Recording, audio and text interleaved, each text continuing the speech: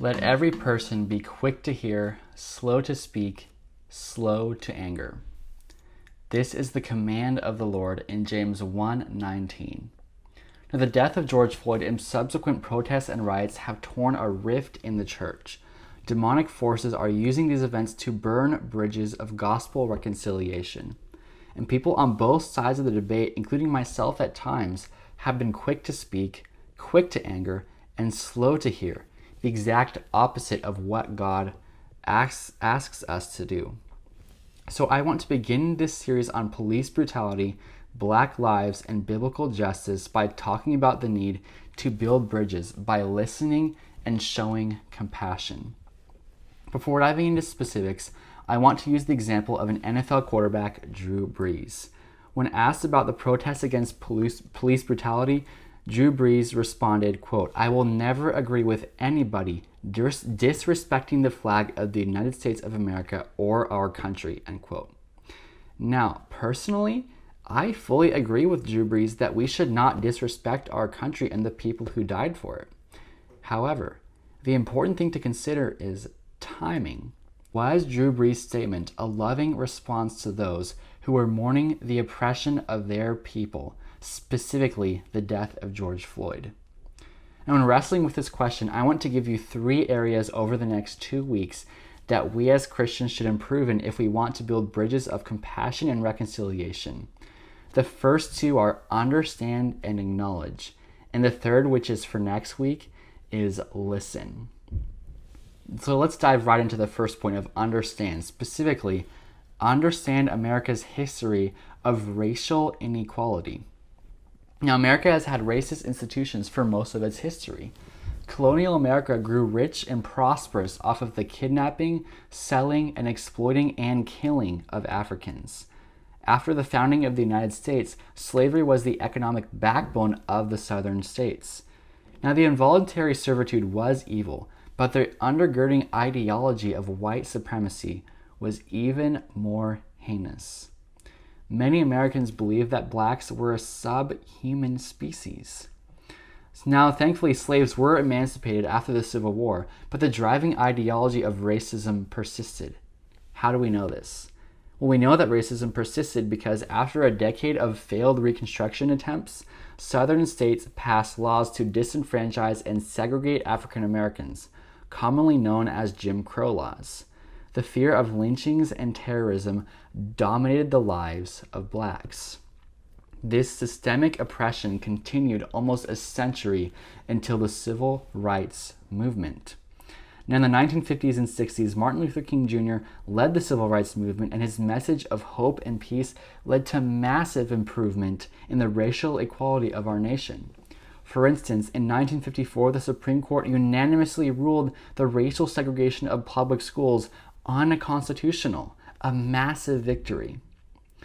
Now, Martin Luther King Jr. was tragically assassinated, but he did not die in vain. Thanks to his efforts, the cultural winds, to borrow the words of John Piper, the cultural winds in America blow against racism today. However, this leads to the second point, that of acknowledge. Specifically, acknowledge the prejudice and brokenness in our current system. Despite America's massive improvement, many African Americans still suffer under the social disadvantages brought about by racism. In the words of Pastor John Piper, quote, "Structural racism may still have its racist effects even if non-racist people now inhabit the institutions where the racist structures still hold sway," end quote. Indeed, the looming shadow of racial inequality still permeates much of our society, even if most people in America aren't racist. The first example of this inequality is poverty. Centuries of oppression have caused massive economic disadvantages for blacks. In 2018, the poverty rate among blacks was 20.8%, over double that of whites. The second area is broken families. In 2012, 57.6% of black children grew up without fathers, almost triple the rate of white children. This is especially troubling and tragic because fatherless children are more likely to become future criminals. The third area is prejudice in criminal justice. Now, this is very controversial, and if you want to learn about institutional racial injustice, I recommend the Equal Justice Initiative. Now, this organization, based off of numerous studies and statistics, goes into the prejudice in our criminal justice system and the rampant corruption that exists. Now, unfortunately, I don't have time to get into all those, but I want to leave you with some food for thought in the following quote. It says, quote, "White people have strong unconscious associations between blackness and criminality. Implicit biases have been shown to affect policing in all aspects of the criminal justice system," end quote. It is impossible to quantify exactly how much implicit bias pervades our police force, and your opinion on that will vary depending on whether you're liberal or conservative. But nonetheless, we all as Christians can and should acknowledge that prejudice is prevalent and we must fight against it. Now, these factors of poverty, fatherlessness, and injustice come in the wake of centuries of discrimination and dehumanization. Thankfully, many blacks do beat the system with strong work ethic and dedication. Thus, there is hope. But that does not negate the reality of brokenness and prejudice in American institutions today.